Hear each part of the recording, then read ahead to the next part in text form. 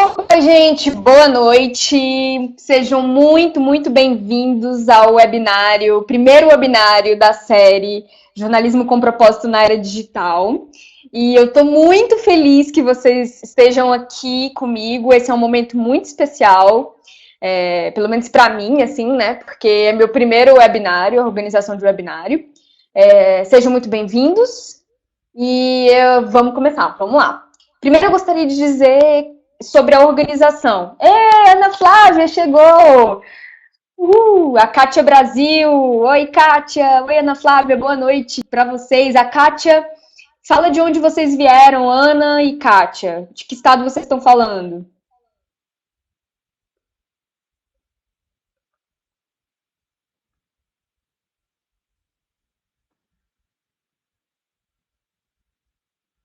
Olha, Minas Gerais, massa.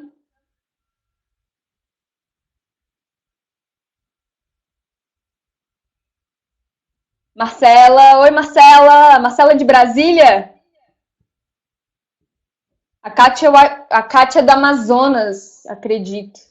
Ela tem um trabalho muito legal chamado Amazônia Real.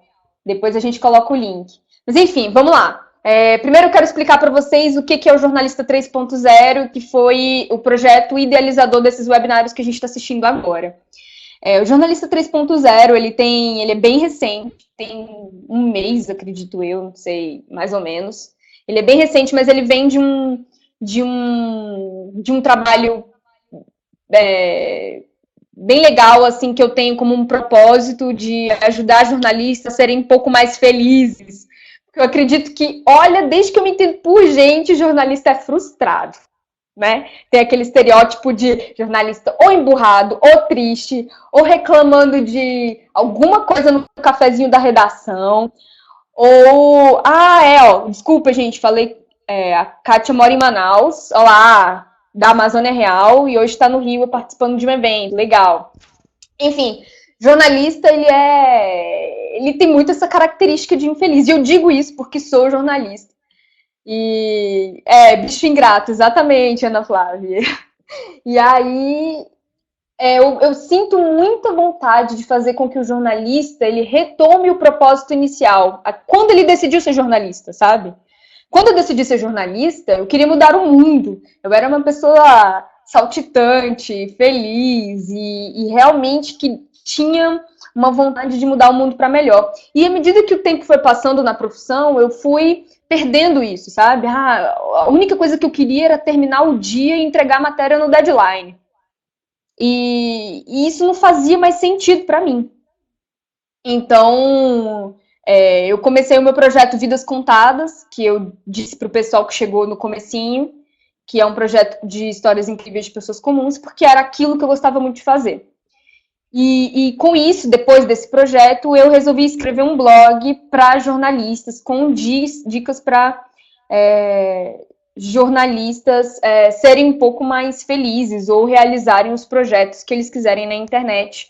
E, principalmente, terem essa concepção de que a função do jornalista é informar, ok, é informar.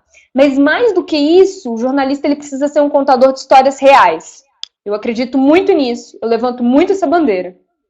Então, assim, porque hoje o personagem ele virou um item obrigatório na matéria. Mas só isso para a maioria dos jornalistas, entendeu? Cadê o foco na pessoa mesmo, em ajudar alguém, em fazer o mundo melhor?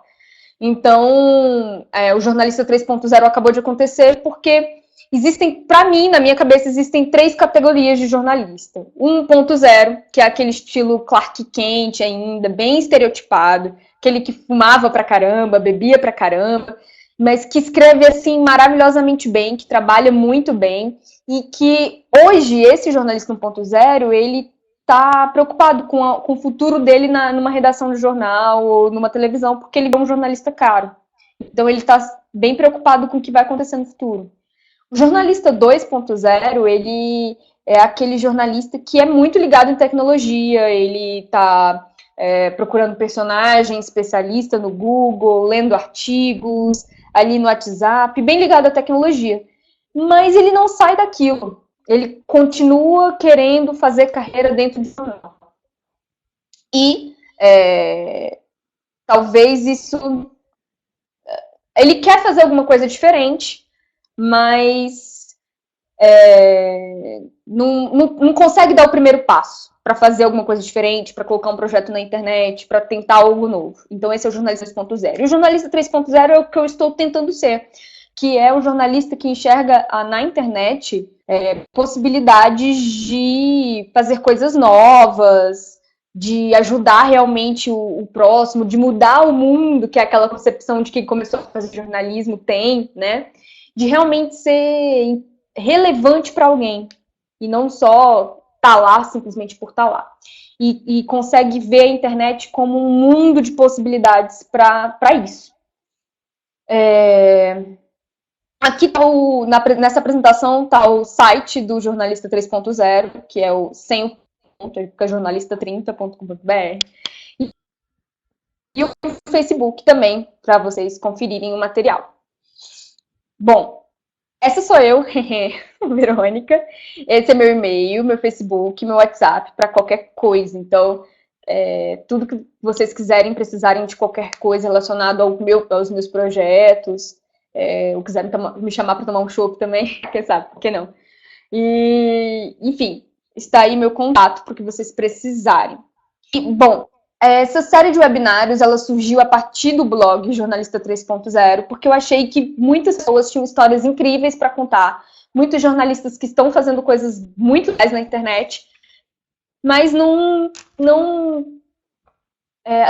vários de nós, jornalistas, não conhecem essas pessoas e que poderiam estar inspirados a fazer novos projetos por meio dessa galera, e eu acho que seria muito legal se a gente conversasse com essas pessoas. E por isso que eu tenho nessa série de webinários, porque eu escolhi a dedo os convidados para falar sobre assuntos que possam inspirar, ensinar, motivar, contar a história do que está rolando, do que está acontecendo nesse novo jornalismo, nesse jornalismo da era digital, que é um jornalismo com propósito. Qualquer coisa para dar certo, na minha opinião, ele precisa ter um propósito forte. Então, o jornalismo com propósito na era digital, do Jornalista 3.0, começa essa série de webinários. O próximo webinário seu de hoje vai acontecer na quinta-feira e se chama O Sucesso Está no Conteúdo com Propósito. É com a Marcela Garcia, uma super profissional, competentíssima, que também acabou de criar um blog chamado Conteúdo com Propósito. Muito legal. Então, acesse, procurem saber, porque o que ela está escrevendo lá ajuda muito a gente. E os profissionais de comunicação em geral. Então, se você é de assessoria de imprensa, se você é RP, se você é jornalista, de redação, de televisão, então ela está escrevendo coisas muito legais, baseadas em marketing, em relações públicas, em comunicação. Então, vale a pena. Não percam, porque vai ser muito, muito legal. Vai acontecer quinta-feira, às 8 horas. Na terça-feira da semana que vem, daqui a uma semana, a gente vai receber a Elaine e a Viviane. Elas são jornalistas do blog Reinventa Jornalista. Cara, genial, porque o propósito delas é realmente pensar esse jornalista do futuro e ajudar esse jornalista a enfrentar mais levemente essa era digital, né, Elaine? Elaine tá aí para comprovar. E assim, o conteúdo que elas colocam lá com histórias inspiradoras de vários jornalistas que estão fazendo a diferença na internet. Então, quem quer realmente não ficar para trás, deve acessar o conteúdo dessas meninas e aprender muito com elas. E vai acontecer também às 8 horas, na próxima terça-feira. Indiquem, compartilhem, acessem, participem, porque vai ser muito, muito legal e a gente vai aprender muito com isso, beleza?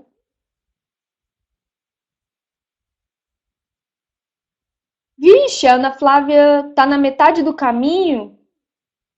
Ah, que pena, ela não vai poder, eu acho. Aconteceu alguma coisa aqui com a Ana Flávia que ela vai ter que sair, eu acho. Mas então, e o último webinário dessa série acontece na quinta-feira, dia 17, também às 20 horas, Cara, esse webinário tá imperdível, imperdível, porque ensina os jornalistas a serem livres. O Anderson Alves é um coaching em comunicação para comunicadores, em que ele tem um curso chamado Comunicação Digital para Jornalistas. E a gente, assim, se aliou, assim, ele me procurou, Verônica, você tá fazendo o que eu também tô pensando. Vamos fazer alguma coisa juntos? Eu falei, cara, vamos, eu te convido pro meu webinário. E ele é um cara super inteligente, que já capacitou mais de 100 jornalistas para entender de comunicação digital. Massa, né? Então, assim, ele vai dar várias dicas para quem quer começar, para quem quer alavancar projetos na internet. Então, vai ser muito, muito, muito legal esse webinário de quinta-feira com o Anderson. Então, não percam, ok? Olha, a Sheila aqui está colocando que é jornalista e quer produzir conteúdo como freelancer sobre diabetes. Tem uma grande experiência pessoal na área e quero trabalhar com isso profissionalmente. Sheila, super legal a sua ideia. Por favor, faça isso. A gente está precisando de conteúdo segmentado, especializado na área. A Uda, por exemplo, que é a pessoa que vai conversar com a gente agora, ela fala muito sobre doenças raras e ajuda muita gente dando informação especializada sobre o assunto. Então, se você, cara, monta um blog sobre diabetes e começa, procura todos os recursos possíveis da internet para passar melhor essa informação. Eu acho que vai ser muito legal e conte comigo para o que precisar nessa nova empreitada, beleza? Massa. E tadã, agora a gente vai ter o Saúde na Internet, como falar de doenças raras na imprensa, e com a Uda Hold, que é jornalista do blog Alta Complexidade, a gente vai conversar com ela agora. Tem uma pausazinha, porque a Paola também gostaria de escrever sobre saúde, bem-estar, doenças raras e qualidade de vida, mas, sinceramente, ela fala que não sabe por onde começar. Realmente, Paola, isso é uma dúvida de muita gente, não saber como começar, como começar, quando começar. Existem muitos bloqueios, né, que impedem a gente de dar o primeiro passo. Conte comigo para o que precisar. Em breve eu vou lançar um curso para ensinar as pessoas ensinar os jornalistas a darem esse primeiro passo, a dizer, eu vou começar e como começar. Então, eu espero poder te ajudar em breve nisso. De qualquer forma, é só me adicionar no Facebook, nas redes sociais, e a gente já vai conversando, eu já posso ir te dando umas dicas de como colocar esse projeto para frente. Mas já fico muito feliz de você ter esse... Opa! Tá tudo certo? Todo mundo me ouvindo? Porque falhou um pouquinho aqui. Beleza, massa. Porque eu acho que caiu e voltou, né? Então, beleza. Uda, eu gostaria que você se apresentasse para o pessoal, fizesse uma rápida descrição e aí a gente começa com as perguntas. Pessoal, se vocês tiverem perguntas para a Uda, é só mandar aqui no chat, beleza? Vamos lá, Uda. Beleza, boa noite a todos. A gente agradece a presença e a participação e a interação de todos vocês. Antes de começar a falar do Alta Complexidade, eu vou me apresentar. Eu me chamo Uda Rod, eu sou jornalista, tenho especialização em marketing político, o estudo do meu TCC foi voltado para a política de atenção às pessoas com doenças raras. E atualmente estou me especializando em gestão de política de saúde informada por evidências. É uma especialização do Ministério da Saúde e do Instituto Sírio-Libanês. Eu não caí de paraquedas na área da saúde, eu nasci praticamente assim, eu brinco que sou nascida e criada na área da saúde, porque os meus pais eles tinham uma farmácia em Goiás, então minha vivência foi desde pequena. E eu sempre fui apaixonada, apesar de que quando eu fui crescendo e amadurecendo, cada vez mais distante desse foco fármaco e mais atendimento multiprofissional, que é uma outra vertente na área da saúde.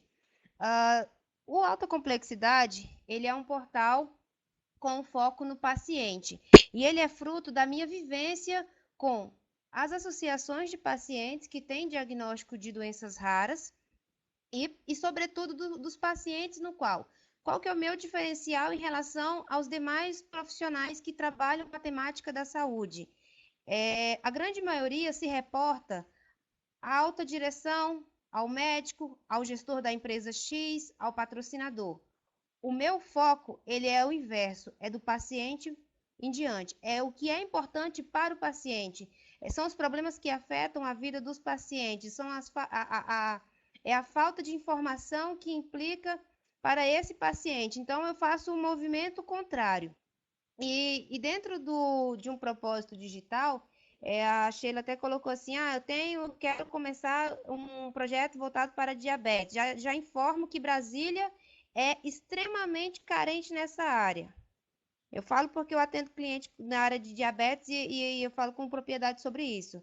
Já eu esqueci, a Paola, ela quer também por onde começar. Então, assim, como eu não caí de paraquedas nessa área, eu acompanho a temática e para quem quer começar, o primeiro passo é ir atrás das informações qualificadas. Essa questão de que por onde que você busca a informação, tudo isso é essencial para que você tenha, em um primeiro momento, acesso a essas fontes qualificadas e, no segundo momento, você tenha a sua própria opinião, porque isso também vai dar a diretriz do seu trabalho. Então, ao longo nos últimos 4 anos, eu me dedico exclusivamente à pauta de doenças raras, sendo 9 na área de saúde. Eu sou jornalista e eu sempre trabalhei na área de saúde. Já passei por outros setores, mas eu sempre gostei de saber mais sobre as patologias, saber mais, assim, é como se a gente tem um propósito de vida. No meio desse percurso também fui paciente, sou paciente crônica, eu tenho apneia do sono grave, então eu tenho um diagnóstico Caramba! fatal todos os dias, que o risco maior de quem tem uma apneia do sono é ele morrer durante o sono, então é um Meu desafio ter Deus, um. que coisa! Eu tô impressionada aqui. Isso eu não É, sabia de você. Então, além de você. Então, assim, você durante. trabalha 4 anos com saúde, mas, assim, desde criança você tá nessa área, porque seus pais tiveram uma farmácia, além de você mesmo de ser uma paciente, não, né? Então, você sabe exatamente de que tipo de informação o paciente precisa. E eu devo ressaltar que essa sua atitude de focar para quem realmente precisa da informação, né? De quem está faltando informação. O paciente precisa da informação. E quando você foca nele, você aumenta o público e muda a sua linguagem para atingi-lo. Você não vai colocar uma linguagem técnica para um médico entender. Você vai falar o que um paciente entende. E isso vale, gente, para qualquer blog, sabe? Independente do que você for fazer, definam um público, defina para quem você vai falar. Eu acho que esse é um ponto muito importante que a UDA faz com muita maestria nisso, porque eu nunca tinha visto uma jornalista com um blog tão especializado assim, porque, beleza, é um blog de saúde, mas é um blog de saúde focado em doenças raras que falo para pacientes. Então, quando você segmenta muito seu público, você consegue fazer isso muito bem, assim, o resultado, o feedback, realmente ajudar as pessoas a dar resultado. A Kátia Uda tá falando que seu áudio tá baixo. Eu não sei como é que. Eu aumentei aqui, melhorou? Então, Verônica, eu sempre tive esse projeto de que a gente precisa empoderar o paciente. Paciente informado, cidadão esclarecido. Então, o cenário de saúde, ele é muito complexo. Por quê? É igual a Paula citou, por onde começar? Primeiro, existe a conjuntura que é muito pesada, tem legislação específica, existem protocolos clínicos, existe o próprio cenário político que interfere proporcionalmente no dia a dia da área da saúde. Isso para qualquer área. Se você for atuar na área de doenças crônicas, como a diabetes, como as doenças raras, que é já um segmento de alta complexidade, tudo isso, assim, você precisa monitorar para que você entenda, porque qual é a maior dificuldade que os profissionais de mídia, e isso muitos jornalistas me procuram, às vezes está fazendo uma pauta, eu tenho o meu perfil profissional, eu sempre estou à disposição, o pessoal está fazendo uma matéria, quer tirar uma dúvida, e isso você tem que estar à disposição, porque assim, realmente, eu tenho 5 minutos para pesquisar na internet, por onde que eu vou? Se você não está acostumado a fazer esse trabalho rotineiramente, você vai ter mais dificuldade. Então, o primeiro ponto é você entender o que você está escrevendo e para quem você está escrevendo. Por exemplo, a gente tem públicos que só sabem assinar o dedo, então a percepção desse leitor é diferente de um paciente mais esclarecido. Outra questão, a área da saúde, acima de qualquer interesse comercial, a gente tem uma demanda social de pessoas que buscam informações. Eu até estou concluindo uma pesquisa, eu queria até apresentar hoje no webinário, mas eu não consegui consolidar os dados. Mas a grande maioria das pessoas que buscam conteúdo na internet, elas buscam informações sobre. Uma coisa é o que a mídia expõe, que são os interesses dos patrocinadores. Uma coisa é a sociedade. A sociedade procura centros de referência, acesso aos tratamentos, opções terapêuticas e um número muito grande de pessoas que querem a cura. Então, na área das doenças raras, o que classifica uma doença rara? Ela tem uma baixa prevalência, ou seja, é um tipo de doença que acomete de 65 para 100 mil indivíduos, e a grande maioria não tem cura, não tem tratamento. Então, o que fazer com um paciente desse perfil? É o cuidado multiprofissional, porque o que a mídia divulga? É a lógica do medicamento. E no atendimento profissional cuidar sempre, medicar quando necessário. Então, só 7% das doenças raras tem algum tipo de medicamento. Para os 93 restantes, é o cuidado multiprofissional, que inclui um atendimento médico especializado, fisioterapia, terapia ocupacional, fonoaudiologia, nutrição e psicologia. Todas essas outras áreas, elas interferem proporcionalmente na qualidade de vida desse paciente, no retardo da progressão da doença, e principalmente no enfrentamento da doença. As doenças raras, ela é um número muito limitado de pacientes e a grande maioria dos pacientes eles enfrentam a falta de conhecimento especializado, tanto do médico quanto quem está na ponta, e um pulo do gato é que o paciente ele é especialista. Então, a comunidade científica ela sempre coloca que a expertise leiga, que é o paciente, ele sabe mais do que o médico, é o paciente que define o que é mais importante para ele. E poucos médicos reconhecem isso, poucos jornalistas reconhecem isso como assim, como uma fonte de informação. Ele prefere entrevistar um médico, às vezes, se um paciente ele dá a diretriz para a matéria, ele fala, não, mas eu aprendi na faculdade que a fonte é o especialista. Só que nas doenças raras é muito comum, às vezes, a pessoa ela é dona de casa e ela tem mais conhecimento do que um pós-doutor. E a gente tem que reconhecer isso e somente com a convivência a gente pode filtrar isso. A Sheila está perguntando se a microcefalia é a pauta da vez. Não.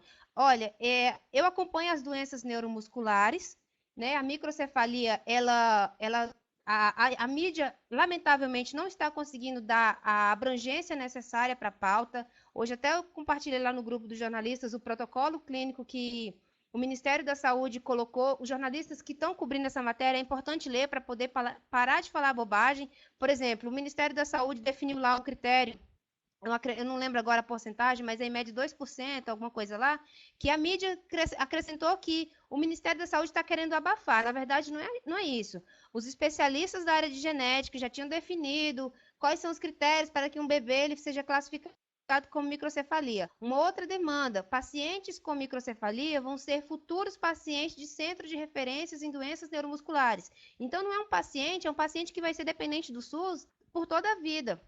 E ainda tem outro agravo. O Ministério ele tentou burlar quando teve o surto de Guillain-Barré, que é uma outra doença neuromuscular, também um pouco negligenciada.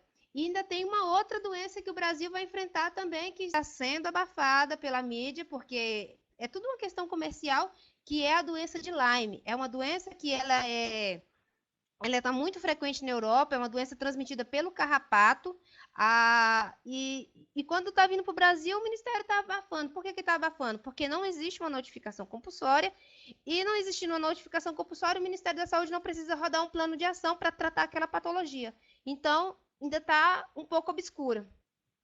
Uau! Então, isso tudo, assim, então, você conhecer o cenário para poder falar. Porque qual que é o que a empresa deveria tratar? Esses pacientes que estão com diagnóstico de microcefalia vão demandar depois para onde? Não é só um programa de triagem neonatal, é um programa realmente de doenças neuromusculares, e aí vai ter que entrar orçamento, profissionais especializados e uma série de outras questões. E um outro detalhe é que, na alta complexidade, eu não faço promoção do Sírio, mas assim, são pouquíssimos hospitais privados que têm esse serviço de alta complexidade. A grande maioria é tudo no Sistema Único de Saúde.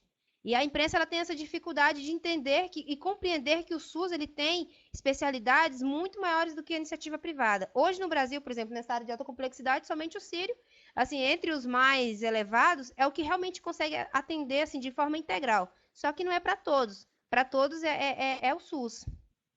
Uda, só um detalhe técnico. Tenta ajustar um pouquinho sua câmera, porque aí isso meio que para o centro do seu rosto, porque eu tava vendo só metade. Não sei como é que o pessoal tá vendo aí. Melhorou Mas agora? melhorou bastante. Agora eu tava vendo só o olhinho de novo, assim. Gente, quem é que tá falando ali? Eu tô tentando Mas crescer aqui, mas tá difícil. Eu não sei fazer enquadramento. nós e nosso 1,5 m, né? Melhorou pra caramba. Então, assim, então voltando a falar como que a imprensa ela cobre a área sobre doenças raras, infelizmente ainda é de forma muito amadora, porque a imprensa ela cobre apenas o discurso que a indústria quer, que são os medicamentos órfãos, e isso não é o mais importante para o paciente. Existe uma questão de interesse comercial, mas a imprensa tem que ter ampliar mais, parar de ter essa miopia. Então, os jornalistas sempre eles questionam a falta de tempo, falta tudo. É o jornalista generalista que cobre a área especializada. Infelizmente, essa redução do setorista, ela prejudica demais a cobertura de imprensa, mas também tem o compromisso do profissional. Por exemplo, no meu caso, a minha rotina, eu estudo 24 horas do meu tempo. É claro que eu durmo, mas em 24 horas do meu tempo eu estou acompanhando, eu estou lendo, eu tenho livros, o meu quarto é cheio de livros nessa área, para que eu busque cada vez mais informação. A pessoa que está cobrindo esse tipo de assunto, ela tem que ter sede de conhecimento, porque o conhecimento ele se renova a cada dia. Saem novas publicações. Oi.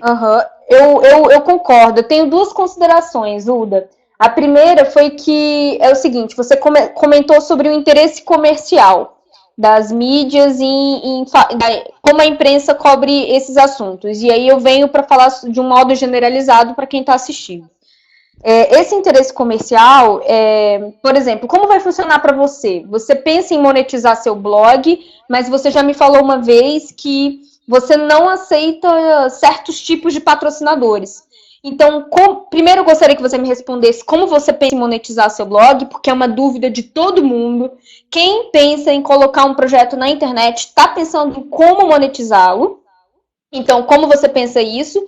E por que você delimita quem vai ser seus patrocinadores? O que eu acho muito legal e coerente. Porque se você luta por uma liberdade editorial, em falar o que o paciente precisa ouvir, a depender de quem está patrocinando o teu conteúdo, isso já fica um pouco limitado. É o que acontece com os jornais, né, meu povo? Que os anunciantes, eles comandam as pautas, praticamente. Já vi, assim... Ixi, ó, o Márcio tá falando que a sua voz some às vezes, Uda. Será que é a conexão dele? Eu tô te ouvindo bem. Alguém mais tá ouvindo a Uda ruim?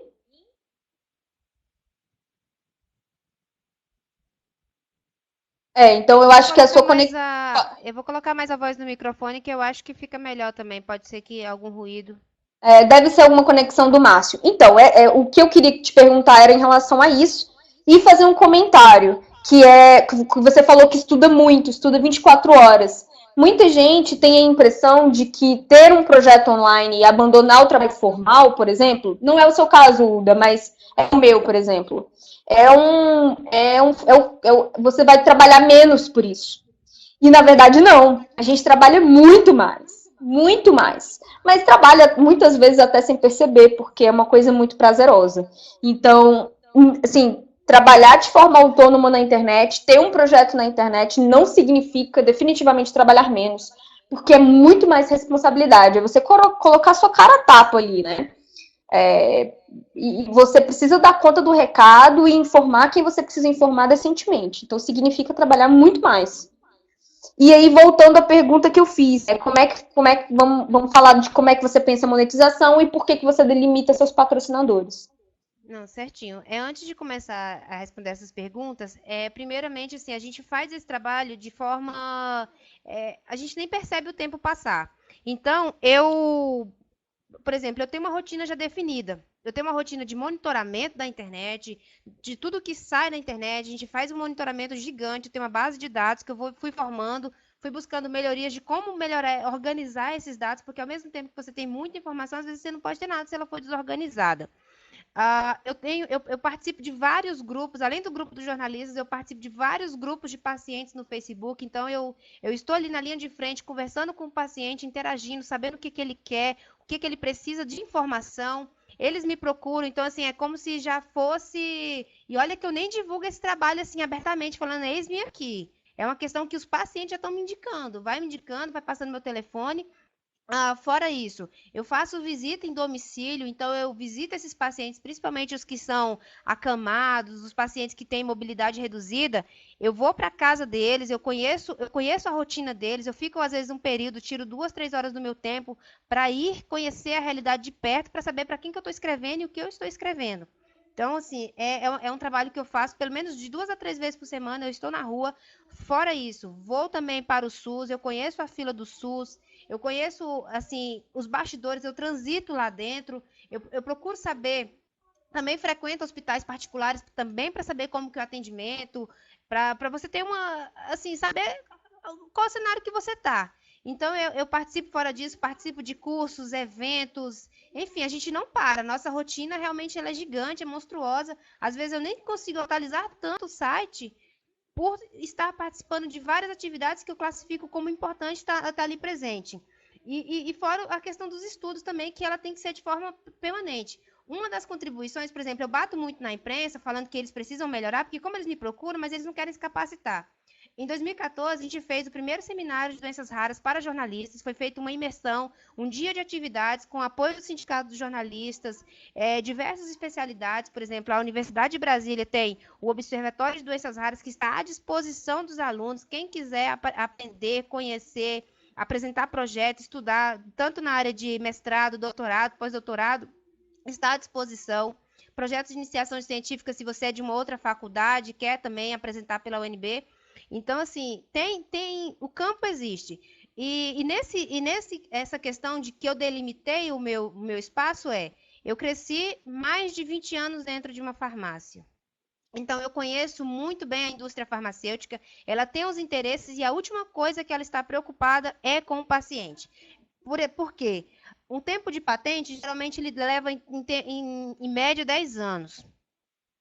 Quando esse medicamento ele está perdendo esse tempo de patente, a indústria já quer retirar esse paciente e colocar outro medicamento no mercado. Então, às vezes, aquele medicamento que está dando certo o tratamento para um paciente, ele não vai dar certo para o outro. E a exclusão dele pode prejudicar o outro. A indústria não está preocupada nisso. Existe também um impasse ético e bioético, porque eu também atuo na área da bioética. Então, existe uma questão de princípio. Sou eu que penso dessa forma e é a lógica do próprio sistema. Mas como é que você pensa em monetizar o Alta? Você pensa em patrocínios mesmo? Não, eu tenho estudado isso, porque quando todo mundo me pergunta assim, eu vou montar uma área da saúde, mas você não vai receber incentivo da indústria farmacêutica? Não, eu não me interesso pela indústria farmacêutica, eu não dialogo, eu conheço o setor, conheço quem atua, conheço os gestores, assim, todo mundo, sei quem é lobista, quem não é, quem é bonzinho, tem profissionais muito sérios dentro da indústria, o pessoal que faz relacionamento governamental, assessoria de imprensa e etc., o marketing. Mas, assim, é uma questão de princípios. Então, relacionamento com a indústria farmacêutica, eu não tenho esse interesse.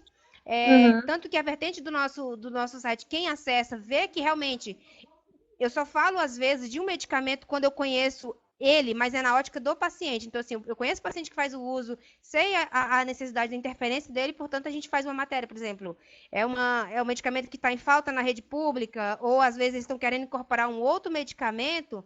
e aí ficam falando mal do outro medicamento. Então, isso, alguns fármacos, não é que também no site a gente não vai falar de medicamento, mas aqueles que a gente já conhece, sabe da eficácia, sabe que não existe um lobby por detrás. Aí, falando sobre a monetização, como que eu sobrevivo hoje? Além do site, eu sou consultora de comunicação, então eu atendo alguns clientes na área da saúde. Num primeiro momento, a gente teve que fazer um investimento pessoal. O site, eu vou explicar, Kátia. O site, ele vai passar por uma revitalização, mas antes de fazer essa reabilitação, eu fiz uma pesquisa de mídia de paciente para entender o que os nossos pacientes querem, o que eles vão poder opinar. Vai ser uma atividade permanente, que a gente sempre vai estar avaliando, mensurando, para até mesmo ter um termômetro de melhorias para o site. E ele sempre vai ter essa intimidade de poder opinar, falar, criticar, e a gente está sempre aberto a ouvir.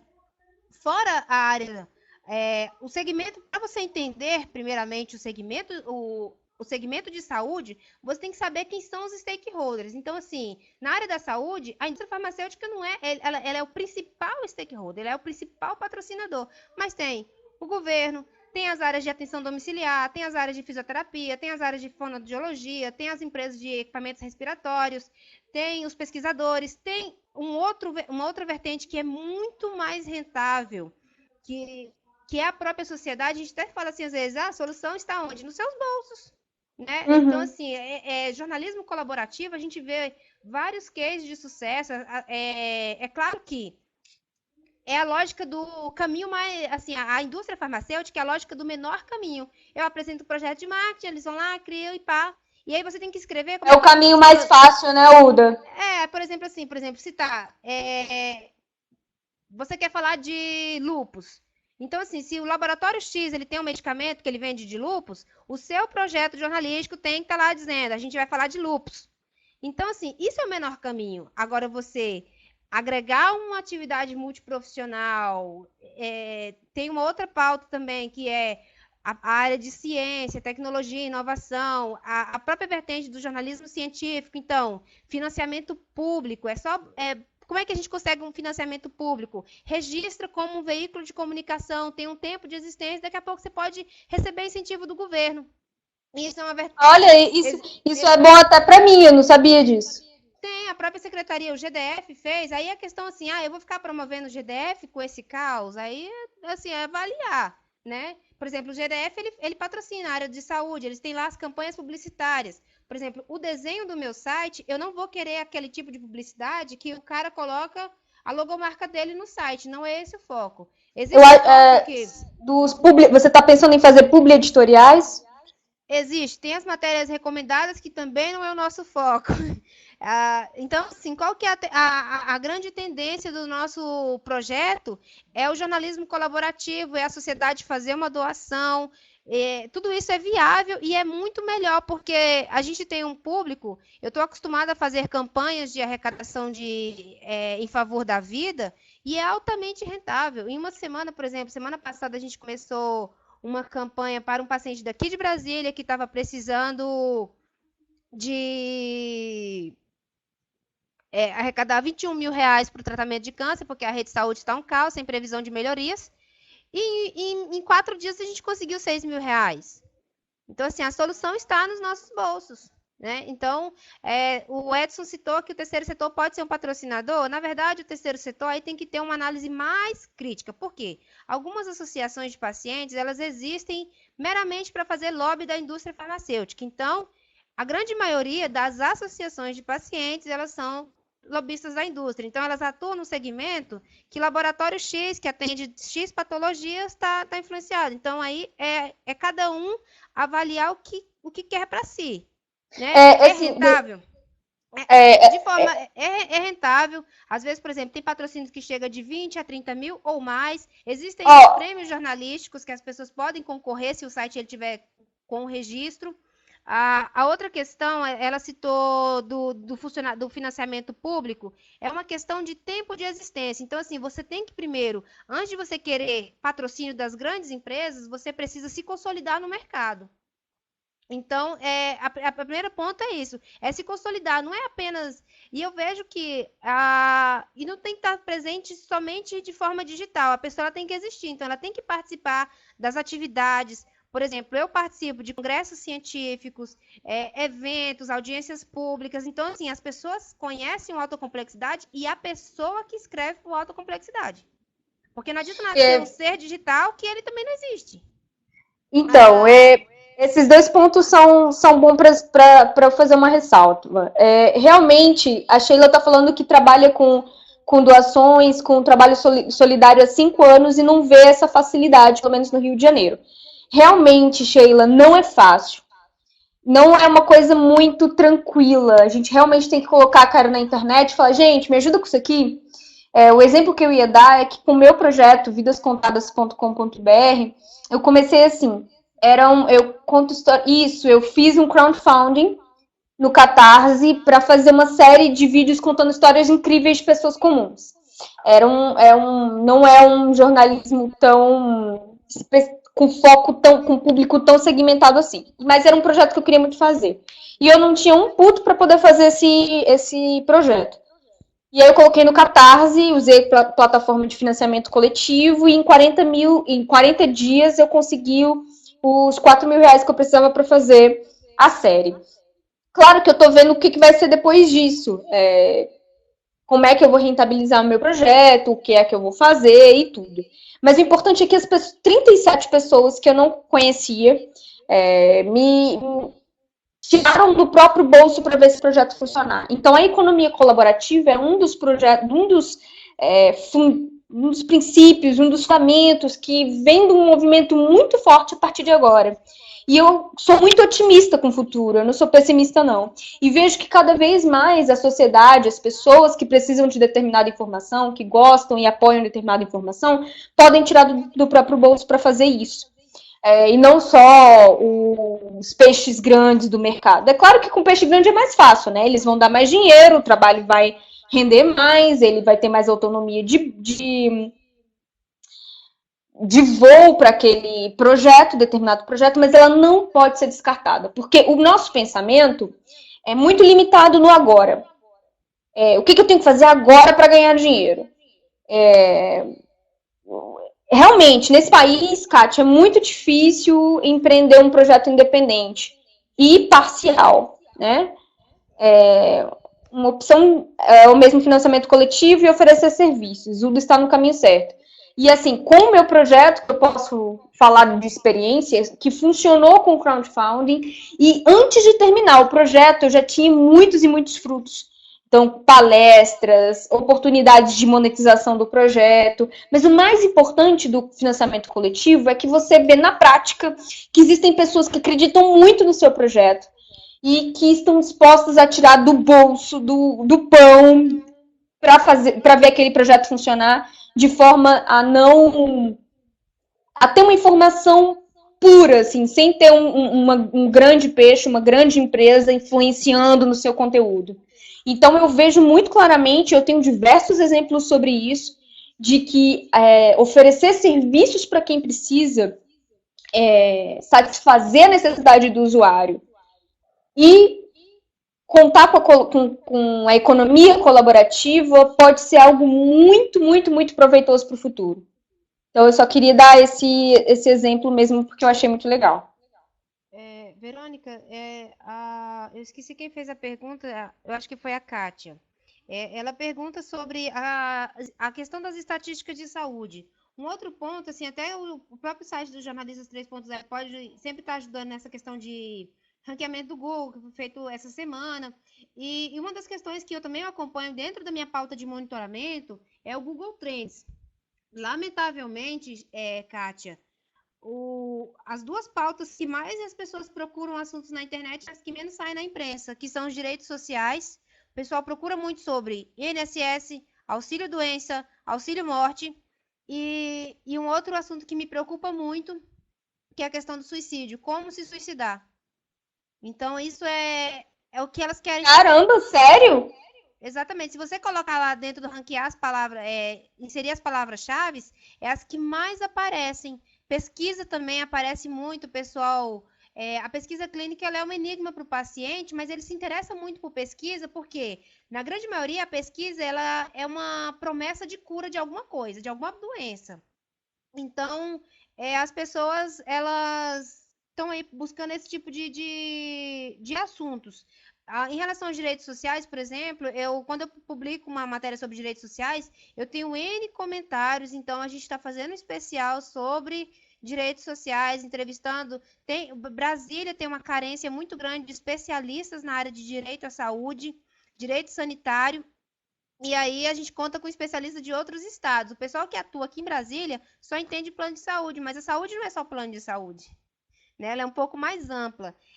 E aí, em relação também, Verônica, sobre as parcerias, eu tenho contado hoje muito com a gratuidade. Como eu tenho buscado muito conhecimento, o pessoal tem me ofertado cursos gratuitos em troca de conhecimento, ampliar o conhecimento, participação gratuita nos eventos de saúde, sem contrapartida de fazer a reportagem. Não tem essa obrigatoriedade, porque eu entrei 0800, mesmo tendo o credenciamento, eu não tenho essa obrigação de falar sobre a pauta daquele evento. Até porque eu vou, na maioria das vezes, primeiro para conhecer, para aprender, para depois produzir conteúdo especializado. E em relação à arrecadação, eu também queria colocar aqui uma outra questão motivadora. É difícil? É difícil. Hoje em dia, quais são as campanhas que estão dando certo? As campanhas com simplicidade. A simplicidade da audiência gera retorno. Não adianta nada, eu tracei uma mega estratégia. Eu falo isso porque dentro do trabalho que eu já realizei com as associações de pacientes, no ano passado, eu fui a jornalista que divulgou a campanha do desafio do balde de gelo na imprensa. Foi um assunto local que expandiu nacionalmente. Eu apoiava uma associação que chama-se Associação Procura da ELA. A ELA é a esclerose lateral amiotrófica, uma doença neurodegenerativa, progressiva e fatal, que caracteriza a destruição do segundo neurônio motor e a destruição da bainha de mielina. Então, o paciente, ele tem um agravo clínico. E nessa campanha, como é que ela chegou aqui no Brasil? A gente estava acompanhando esse movimento de uma associação internacional que se chama ALS, que meu inglês é péssimo ainda, tô arrumando esse problema, e na área da saúde o inglês é vital, e eu não gosto do inglês, eu só gosto do espanhol, então eu tenho uma rixa pessoal com o idioma, mas estou superando. E essa associação que cuidou dessa campanha, internacionalmente a campanha era para arrecadar fundos de pesquisa. Quando chegou no Brasil, a gente decidiu que ela seria para investir no paciente. Não adianta, a pesquisa no Brasil ela vai demorar um pouco mais e não vai ser realidade para os pacientes. Então, investir na qualidade de vida é algo real e notório e tem uma demanda latente. E nessa campanha a gente veio para o Brasil, aí tuitou para o Google Gloss e o Google Gloss tuitou para os artistas. E aí virou um alvoroço, todo mundo ficava fazendo o desafio do balde de gelo, que consistia, se você fosse desafiado, ou você jogava um balde de gelo com água, ou então você doaria R$ 100, um lance mínimo de R$ 100 para a Associação Procura da ELA. A grande maioria das pessoas entraram na brincadeira porque caiu no gosto popular, muita gente não entendia por que era o balde de gelo, porque a ELA, ela paralisa. Ela é a síndrome do encarceramento, é um ser humano que está paralisado, mas com um cognitivo que funciona super bem. Então, o paciente ele perde a fala, ele para de andar, ele tem dificuldade de deglutição. Então, ele tem uma série de agravos clínicos e é por isso que ela paralisa. E aí, eu e uma outra amiga, a gente foi lá para frente do Ministério da Saúde, gritar para o ministro, ministro, não sei o que, a gente foi 8 horas da noite, lá de frente para o Congresso, tem esses vídeos lá no site.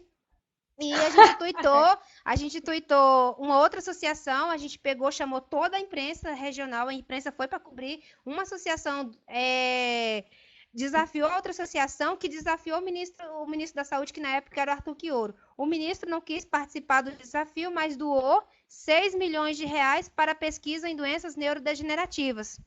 Infelizmente, poucos pesquisadores aproveitaram essa leva do ministério. E essa associação ganhou, com a contribuição da sociedade, R$ 606 mil, que foi gasto de forma responsável, investimos na qualidade de vida dos pacientes, compramos equipamentos respiratórios, colchão pneumático, suplementos e vários itens que são vitais para o paciente com doença neuromuscular. O Edson está perguntando se é possível patrocínio de entidades internacionais. E eu incremento também uma coisa, Edson. É possível, é viável, não é moroso, porque a cultura de doação em outros países, assim, por exemplo, a OLS, ela ganhou mais de 110 milhões de dólares. Enquanto o Brasil, a associação Procura dela ganhou 606, a Abrela foi 202 mil, e teve o Instituto Paulo Gontijo que não chegou nem 50 mil reais. Eu acredito, eu posso estar enganado em relação ao IPG, mas eu não tenho agora o dado atualizado. Que eu só me interessava o dado da associação que eu participava. E eu incluiria também as embaixadas. As embaixadas, elas têm dinheiro, elas é um financiamento legal, ético, eles se interessam. Basta que você coloque dentro do seu projeto que você quer fomentar o país de lá aqui no Brasil e pronto. Eu falo porque teve um outro projeto que eu divulguei na imprensa, se tornou conhecido, que foi o Vela Adaptada. Ele fica no Cota Mil e ele atende pessoas com deficiência. As pessoas com deficiência, elas podem participar do Vela Adaptada, elas concorrem. E eles ganharam, assim, cada patrocínio era mais ou menos de 80 mil reais, que eles compravam barcos e aplicavam nos pacientes. Eram pacientes de baixa renda e eles tinham toda a aula é gratuita para o paciente, e hoje eles concorrem, existe torneio de Copa, enfim, tem várias iniciativas que o esporte, ele melhora, ele tem um impacto muito grande de superação e interação da pessoa com deficiência no mundo. Então, assim, as embaixadas, elas têm dinheiro, elas não são murrinhas, não é aquela coisa assim, porque hoje em dia, para você conseguir também um patrocínio, você tem que fazer um lobby, tem que tomar N cafés, N almoços, ficar aqui naquele rame-rame. Boa observação, Uda. Aí, por exemplo, tem uma outra questão de prazo. Se você não colocar o prazo até dezembro, que termina agora, a grande maioria das empresas termina dia 15 de dezembro. Aí você não consegue porque tem o tal do budget. Aí você vai lá no cara no meio do ano, não tem mais orçamento, porque o orçamento vai fechar, tal, não sei o quê. E as embaixadas, elas têm orçamentos livres, tem resto, bancos. Os bancos, por exemplo, o BRB, ele patrocina. A única questão que ainda eu acho que precisa melhorar é, por exemplo, eles colocam lá um critério. Por exemplo, se você tem um site religioso, vai ser um site com mais dificuldade para arrecadação, porque eles colocam lá que não patrocinam projetos religiosos. Né? Assim, se você defende a cultura africana, se você defende a cultura católica, a cultura evangélica, você já está com as embaixadas, aí você tem que fazer mapeamento, Kátia. São todas as embaixadas, Portugal, Japão, Austrália. Austrália eu sei que ela patrocinou do Vela. Então, assim, será que meu site, o que tem na Alemanha que interessa ao Brasil? Né? Se você tem um site que fala de educação, alguma coisa sem fronteiras, e aí nesse projeto você tem que delinear mais. E isso, eu acho que sim, pegando esse assunto das embaixadas, que eu fiquei bem interessada até para o meu projeto, eu acredito que aí já deva ter uma obrigatoriedade de um site, de um blog com uma versão em inglês, né, para ficar uma coisa mais universal. Então exige também um trabalho maior e uma comunicação em outro idioma. Pois é. Então, só para a gente ficar ligado. Pode falar, por exemplo, das questões, os organismos internacionais da ONU também tem muito dinheiro. Enfim, então, existe assim, não é só aquele, porque eu não quero aquele segmento, não significa que eu também não quero o resto. Assim, eu vejo, por exemplo, financiamento de bancos, empresas de tecnologia, né? Tem Samsung, Microsoft, Banco Santander, que tem dinheiro mesmo, assim, à disposição, e as pessoas não aproveitam. As empresas de telefonia. Realmente, assim, eu acho que é muito coerente, uma questão muito ligada ao propósito, você não aceitar a indústria farmacêutica como patrocinadora, mas realmente existem diversas oportunidades, e eu nem tinha pensado, mas empresas de tecnologia pode ter tudo a ver com o teu blog, porque elas hoje, né, no marketing, você aliar a sua marca com uma outra marca, mesmo que não tenha a ver com o produto, mas tem a ver com o propósito de mudar o mundo, de informar, de fazer alguém melhor. E isso faz diferença, com certeza é muito, muito, muito possível mesmo, Uda. É pensar fora da caixinha. É pensar fora da caixinha. Ai, como é que a gente sabe isso? É andar, é ir pra rua. Esse negócio de. Ou então ficar em casa, também utilizar As ferramentas que a internet nos proporciona, por exemplo, igual aqui, com certeza exige uma segunda língua. Eu tenho essa demanda, eu tenho esse bloqueio, eu assumo esse bloqueio, porque é uma coisa minha mesmo, é uma birra pessoal minha, mas eu sei que se eu quero avançar, que eu quero crescer, a gente vai ter que realmente, assim, deixar de lado o que eu não quero, porque eu preciso. Porque senão, assim, não adianta você entender todas as ferramentas de marketing digital, comunicação digital, que você não tem influência no idioma. Aí tem as empresas de idiomas também, que elas patrocinam esses projetos.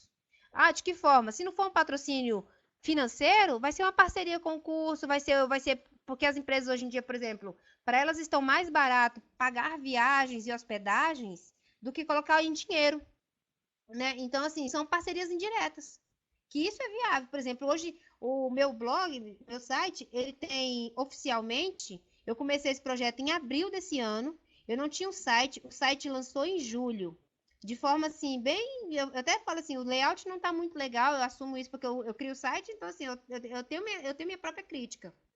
E eu já consegui N parcerias de viagem para os eventos, enfim, então assim, não é, o tempo também, ele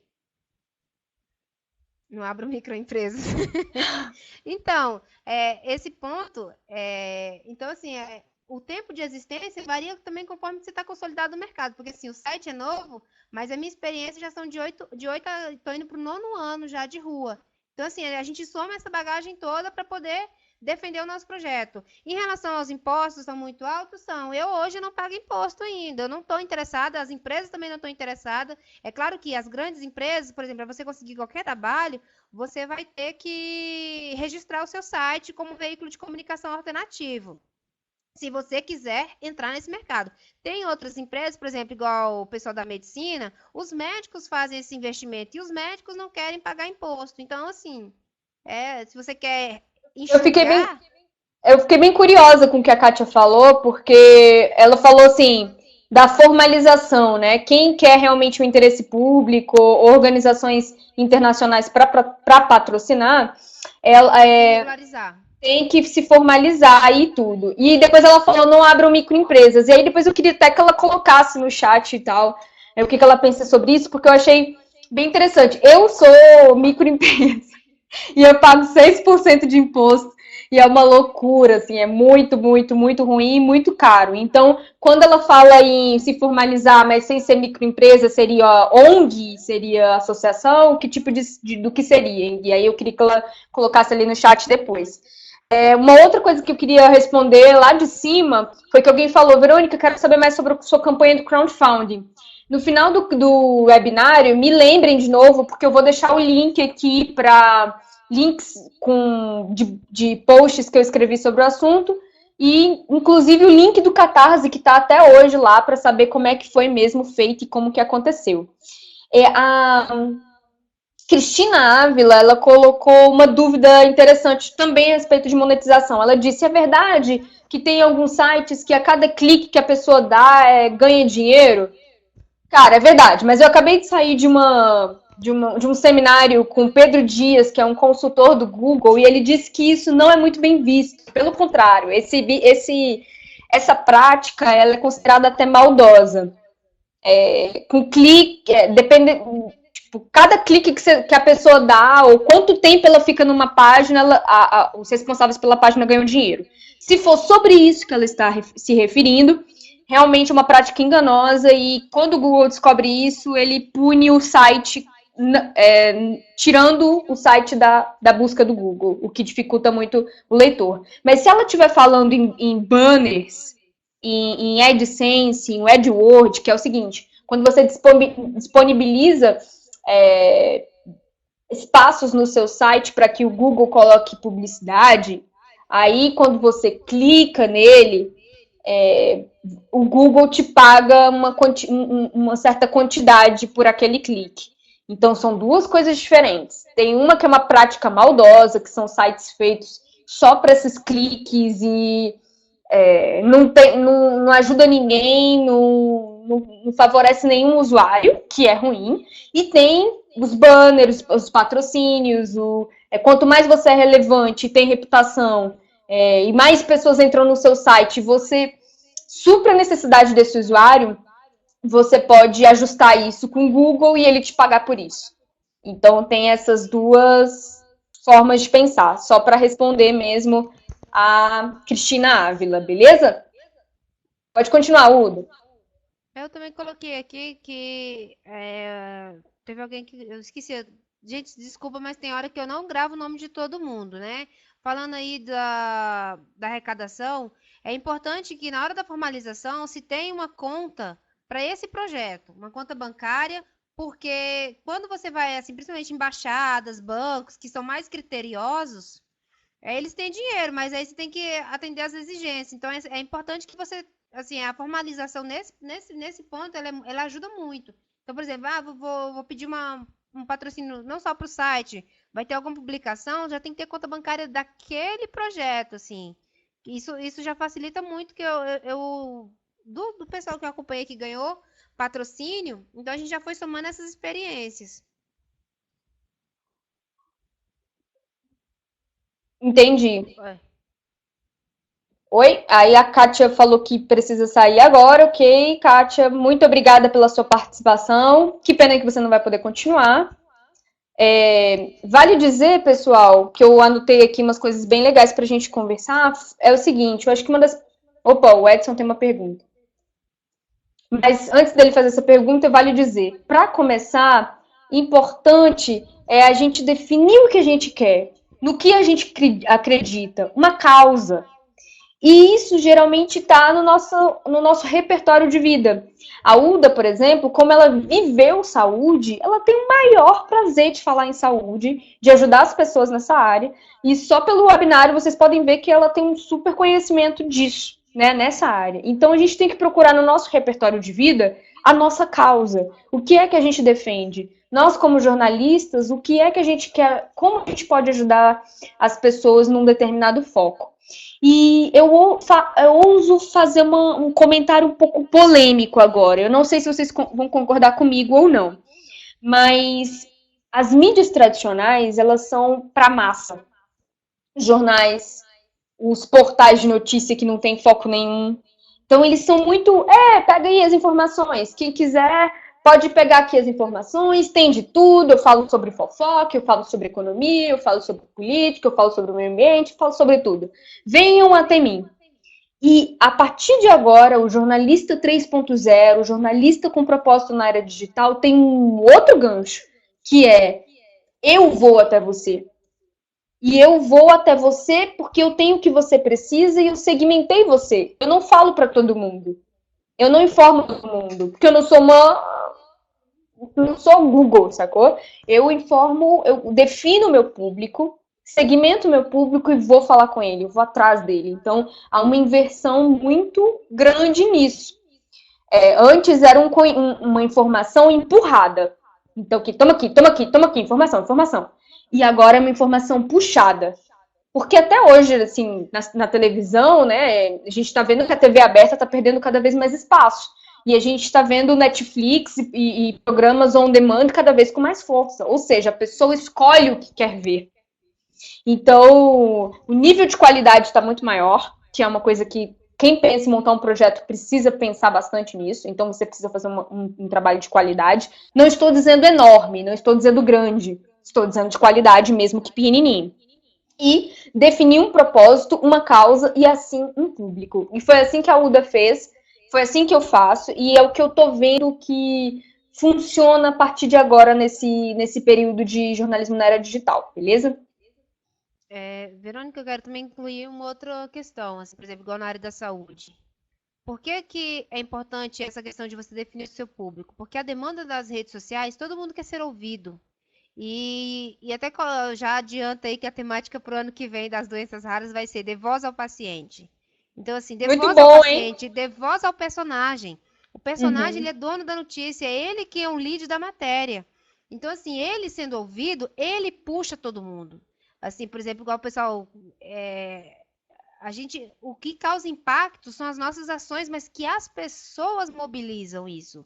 Então, assim, realmente a gente tem que empoderar o nosso público, a gente tem que fazer o caminho inverso da notícia, porque aí realmente é um diferencial de mercado. Ele vai dar um trabalho até você, assim, ajustar. E tem que lembrar que as melhorias, elas são contínuas. Não adianta assim, eu tô lá, equilibrou, tô tendo audiência legal, e aí? Por exemplo, você tem que inovar. Por exemplo, não basta ser só texto e foto, vai ter que entrar com vídeo, então tem que aprender vídeo. Se tiver que fazer um curso de produção de vídeo para a internet, faça um curso de produção de vídeo para a internet. Por exemplo, eu estou indo no ano que vem fazer esse curso, porque a tendência agora é o que há, essa youtuber, e você vai ficar de fora, tá? O dinheiro está indo para o youtuber. Né? Assim, por exemplo, tem um menino aqui da Samambaia, o Lucas, ele tem um nível médio, ele ganhou 11 mil reais com vídeo. Uns vídeos caseiros, simples. Então, assim, ele pegou um outro nicho que está sendo rentável. E aí existe o movimento dos blogueiros, que é coordenado por um amigo meu que se chama Eldo Gomes, do site Acontece Brasília. O pessoal fez um encontro de youtubers para juntar essa galera realmente assim, gente, ó, o mercado é esse aqui, não vamos ficar de fora, vamos invadir. Então, assim, tem que inovar, e a inovação é o tempo todo, é com a simplicidade, reportagem imóvel. E nessa inovação, Uda, vale citar o que com certeza você concorda comigo, é que o jornalista, ele tem uma resistência a se capacitar, né? Tem, então, e assim, não deve. A gente se acha assim o fodão, que a gente sabe de tudo, mas, cara, a gente tá perdendo várias oportunidades na internet porque a gente não sabe montar um blog, fazer um vídeo, escrever um site, editar o vídeo. Então, assim, não é tarde demais. Mas é preciso ter uma mentalidade que vamos atrás dessas novas habilidades. Né? E o que a gente faz, por exemplo, para poder se capacitar? Eu tenho que ir só para um curso? Não, galera. Ó, vai para uma cafeteria, vai para o barzinho, sabe? Realmente melhorar uma... Não entendi a pergunta ali, depois eu olho. Melhorar essa habilidade, assim, como é que é a sua metodologia de conhecimento? É indo para a rua, é testando? A vida acontece na rua. E outra questão motivadora é assim, eu já trabalhei muito para os outros durante 8 anos da minha vida. Em 2014, depois que eu tive 2 pré-infarto, o médico falou bem assim para mim, o que você faz pelos outros? Tá isso, eu faço tudo pelos outros. Ele por você. Eu falei, eu não faço nada. Aí, tipo, né, eu trabalho na área da saúde, mas eu não faço nada por mim. E aí foi a hora que eu falei assim, eu tenho sonhos, eu tenho projetos, eu não concordo com esses jornais.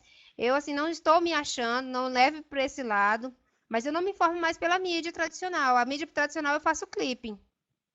Eu me informo por outros veículos que, assim, eu estou buscando a informação que é certa. E aí isso dá um pouquinho mais de trabalho. Então, assim, trabalhar para os outros pode até ter uma estabilidade, mas ela está sendo uma estabilidade momentânea. A gente vê a onda de passaralho, a gente vê que assim, a redução de quadro nas agências de comunicação estão reduzindo, os contratos com o governo estão reduzindo e você não pode ficar desempregado. E concurso público tem, mas não é para todos. Então, a gente tem que realmente buscar outras formas. E uma questão que, nessa minha vivência, que eu saí do trabalho formal e fui para a consultoria, eu percebi o quanto que a rotina ela nos consome. Ela consome os nossos sonhos, ela consome os nossos projetos. A gente vê assim que a gente tem tantas horas, às vezes você trabalha de 8 às 18 para a empresa e você não faz nada. Hoje, por exemplo, isso é verdade. Eu faço consultoria. Você sabe quantas horas que eu atendo os meus clientes por semana? No máximo 1 hora por semana.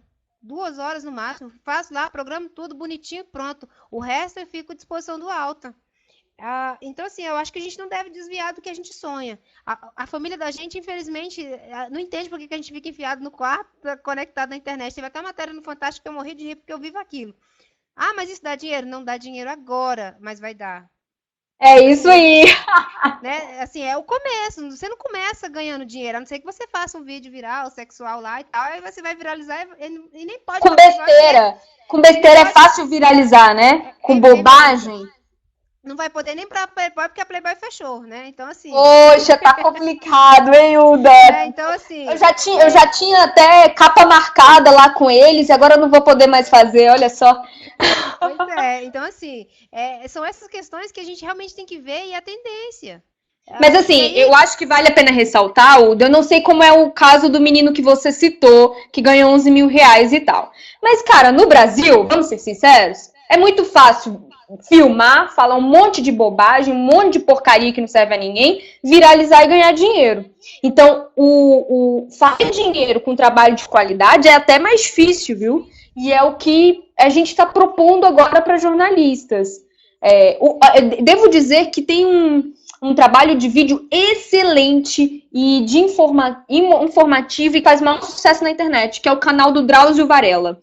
Eu não sei se vocês já acessaram, mas é super legal, muito acessado, com uma audiência incrível e de excelente qualidade.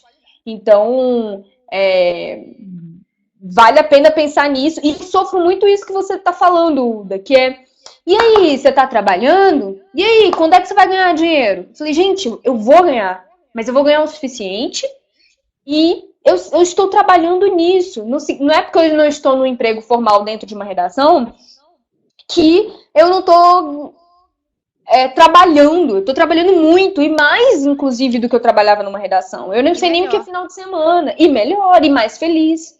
Então, essa incompreensão vem de pessoas ao nosso redor.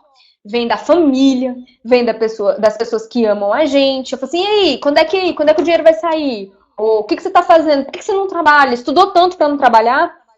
E essa incompreensão é de uma cultura de empreendedorismo que não existe no Brasil. Existe no exterior, mas no Brasil é muito recriminada, entendeu? Então, quem pensa assim, não tem problema se você quer fazer um projeto e tá no seu emprego formal, formalzinho e tal, ganhando seu dinheirinho todo mês. Mas o que a Uda falou e eu concordo e aí é uma concepção minha, né? O rico de hoje é quem tem tempo, não é quem tem dinheiro. Porque quando você tem tempo, você consegue fazer um projeto legal, diferente, se destacar. Eu não sou uma vírgula do que eu era quando eu estava numa redação em que eu não tinha mais como crescer lá dentro. Então, quando eu decidi fazer o que eu amava, num projeto, investir, e sem saber no que vai dar, eu não sei o que vai ser do meu projeto no futuro. Mas só o fato de eu ter dado o primeiro passo, poxa, em 8 meses de Vidas Contadas, Uda e todo mundo, né? Vidas Contadas, só para quem não sabe, é meu projeto. Eu já fiz 3 palestras, estou indo para a 4ª palestra. Então, assim, cara, são os frutos que vão aparecer necessariamente como consequência do que você faz com amor e paixão. Eu sei, eu sou romântica, vocês podem dizer isso. Ah, não é bem assim, o quê? Comer o quê? Beleza, mas eu sou assim e ninguém me tira disso. Mas talvez justamente por eu ser assim, eu vou lá e faço as coisas. Então vale como dica aí pro pessoal. E uma questão, Verônica, você estava lembrando de você falando isso, eu lembrei de uma palestra que eu fui do Jair Bisol.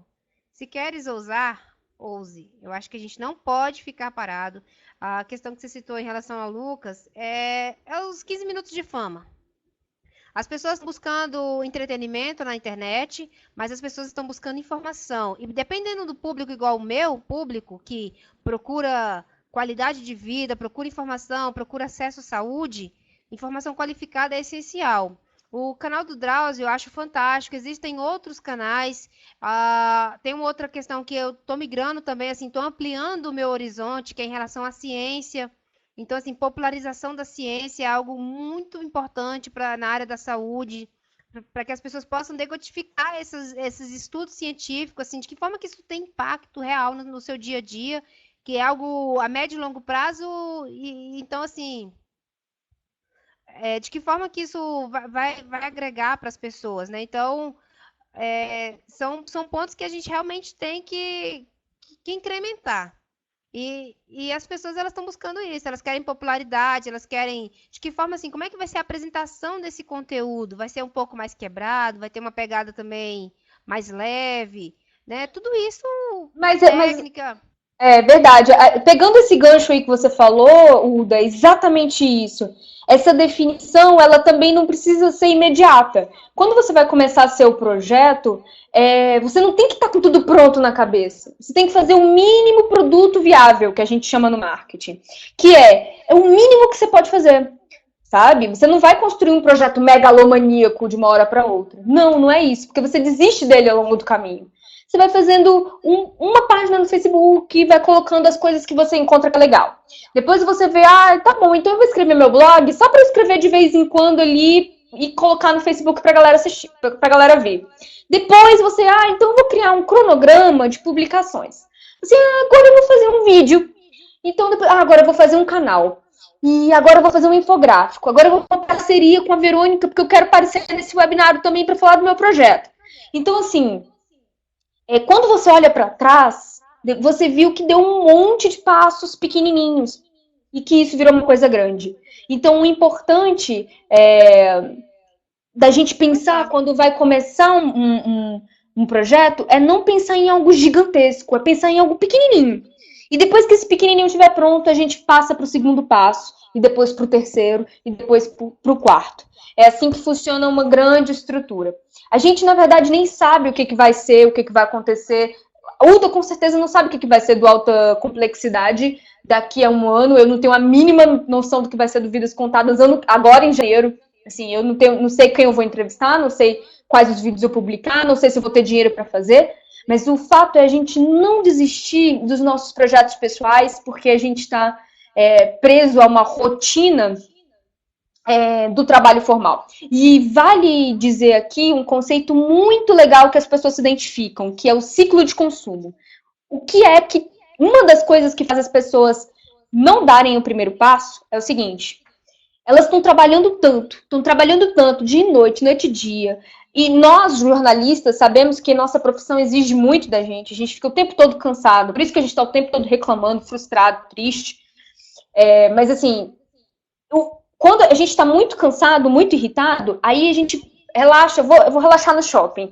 Aí passa ali numa vitrine, compra aquela coisa cara porque você acha que merece. Nem é porque você quer muito. Assim, eu trabalhei tanto, deixa eu comprar isso aqui, que eu mereço, aí você sai comprando tudo. E aí você compra tudo e começa a fazer dívidas. E aí você diz que aí você dá a desculpa de que você não consegue dar o seu primeiro passo no seu projeto porque você tem que trabalhar para pagar o seu cartão. Mas você só comprou aquela besteira, aquela bugiganga, porque você estava trabalhando muito, porque você estava estressado, porque você estava com raiva, porque você acha que merecia.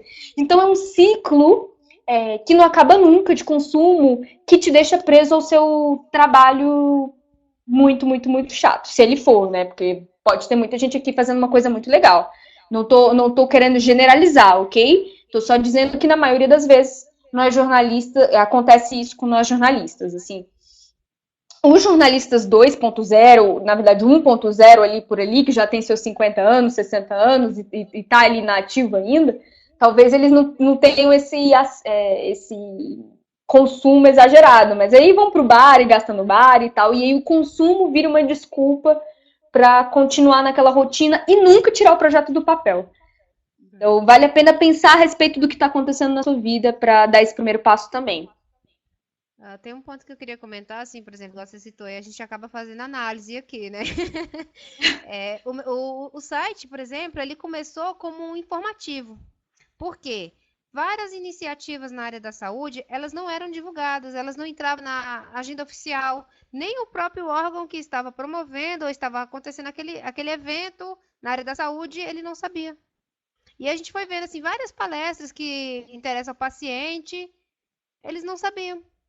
E aí teve um evento em abril, que foi o lançamento do PL 200, que é um PL bem complexo, que fala sobre a pesquisa clínica. Ele foi totalmente velado, de portas fechadas, na casa do povo, não saiu em nada, e eu fiquei sabendo 10 horas da noite. Quando eu cheguei lá, eu falei assim, agora esse negócio vai, eu vou fazer um papel, e vou mandar, eu tenho um mailing já que eu trabalho, e eu comecei a mandar. E o povo começou a gostar. Aí na terceira edição, semanal, o povo, cadê o site? Mas não tem site, não tem domínio, não tem nada aqui. Eu falei, não, está sendo construído. Não estava sendo construído nada na época, assim, era só, assim, eu queria, porque, assim, as associações, elas participavam de eventos, mas não divulgava o que aconteceu naquele evento. Eu queria saber qual é o lead do evento, o que foi discutido, se foi distribuído alguma publicação, para a gente poder divulgar, e nada acontecia. Aí eu comecei a ver, assim, que estava precisando disseminar. E aí foi indo. Aí eu categorizei, coloquei só 4 editorias, alta complexidade, política, eu fico por dentro e agenda. Aí só agenda de então Brasília. você começou de pouquinho também, né, Uda? E as pessoas que foram querendo mais. Exatamente. Aí o que eu fiz? eu coloquei o. Aí eu fui ampliando as editorias. Então, assim, eu tinha as editorias do Fique por Dentro, que é para a pessoa se organizar para a agenda que vai acontecer, e a agenda da semana do que está acontecendo naquela semana. Então, assim, para a pessoa que faz monitoramento, pessoal que faz relacionamento governamental, para eles viram uma ferramenta assim útil, porque eles encurtam o caminho deles também. E fora isso, aí eu fui, assim, na área da saúde, de alta complexidade, não tem como eu excluir a pessoa com deficiência, porque uma doença rara, ela pode causar uma deficiência. Então, incrementei a pessoa com deficiência. E aí entrei também no gargalo de como cobrir assuntos ligados à pessoa com deficiência. Por exemplo, pessoa com cadeira de rodas ou pessoa em cadeira de roda? Portador de necessidade especial? Portador de doença X? Tudo isso são, assim, você está estigmatizando a pessoa, são termos que já caíram em E desuso, como é que tem, mas, e como é que tem que dizer, Uda? Porque eu não sei. então, por exemplo, não se usa mais portador de necessidade especial, se usa pessoa com deficiência, a pessoa com deficiência auditiva, pessoa surda, ou a pessoa surda também ainda está sendo utilizado, ele não caiu em desuso. Agora, por exemplo, pessoa em cadeiras de rodas, existe um manual, foi feito pela deputada, assim, a diagramação está horrível, mas o conteúdo está muito rico. Ela fez um manual de como escrever sobre pessoa com deficiência. Aí o pessoal do Movimento com Down fez como falar sobre Down na mídia, que são assim, um manual de comunicação para essa área. Da mesma forma que o judiciário tem lá um glossário do judiciário, eles criaram esse para a gente poder ter uma abordagem mais humanizada, porque às vezes assim, a gente vai fazer uma matéria sobre pessoa com deficiência, a gente coloca que a cadeira de rodas, a pessoa está presa na cadeira de rodas. Na verdade, a cadeira de rodas é um instrumento, é um meio de Então o transporte. certo é dizer pessoa com deficiência. Pessoa com deficiência. Olha só, aprendizado do webinário de hoje, hein, pessoal? Por exemplo, igual assim, não existe portador de doença rara. O que importa, a pessoa não está com a arma. Ela tem um diagnóstico de ou pessoa com.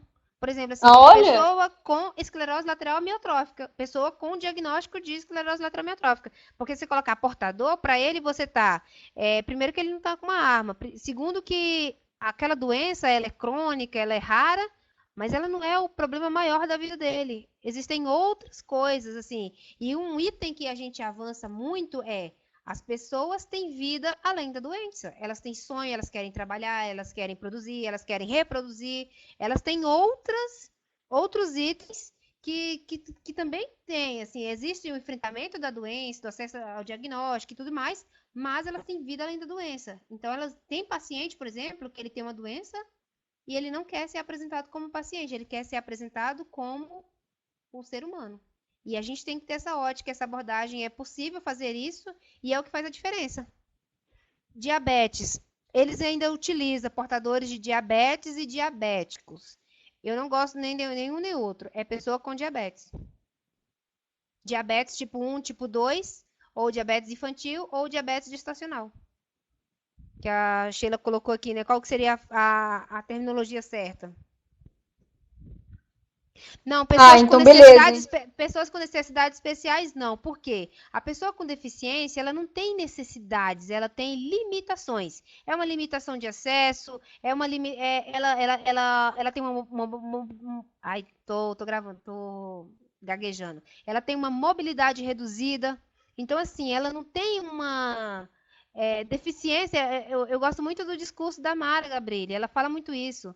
Deficiência não são as pessoas com deficiência, são as cidades que não estão adaptadas para atender demandas especiais. Demandas especiais, sim, seria uma coisa mais humanizada, assim, uma abordagem mais humanizada. Uhum. O Edson colocou aqui, né? Já ouvi do Frei Beto um termo que achei interessante: pessoa com direitos especiais em vez de pessoa com necessidade especial. O que você acha disso, Uda? Acho humanizado. Acho humanizado. Porque assim, a gente não pode colocar que é uma condição que a pessoa tem. E não que isso seja porque a pessoa com deficiência ela é muito ainda invisível, né? Os direitos são não existe o respeito, por exemplo, estacionar na vaga especial. Isso ainda o brasileiro falta uma questão de cultura e uma questão de educação. Então, assim, quanto mais a gente melhorar essa abordagem, utilizar os termos mais adequados, os termos eles estão sempre modificando. A gente tem que observar, por exemplo, por que que se usa muito portador? Porque antigamente isso era normal. Só que as pessoas foram crescendo, elas foram evoluindo e elas precisam realmente assim, não, eu quero ser abordado. Quanto mais eu ser, eu não gosto dessa questão nem do que é normal, nem do que é convencional, porque eu acredito, convivendo com essas pessoas, que eu convivo com gente que utiliza equipamento de comunicação com a íris, já perdeu a fala, e eu vejo que normal são eles e não nós, porque eles têm todas as limitações do mundo, poderiam ser considerados e taxados de coitadinho, e pelo contrário, eles dão um show de superação. Ah, já que você falou em coitadinhos, Uda, vale ressaltar aqui para o nosso meio profissional que ô profissãozinha para ter gente que se acha coitadinho, né? Jornalista se acha coitadinho demais, gente.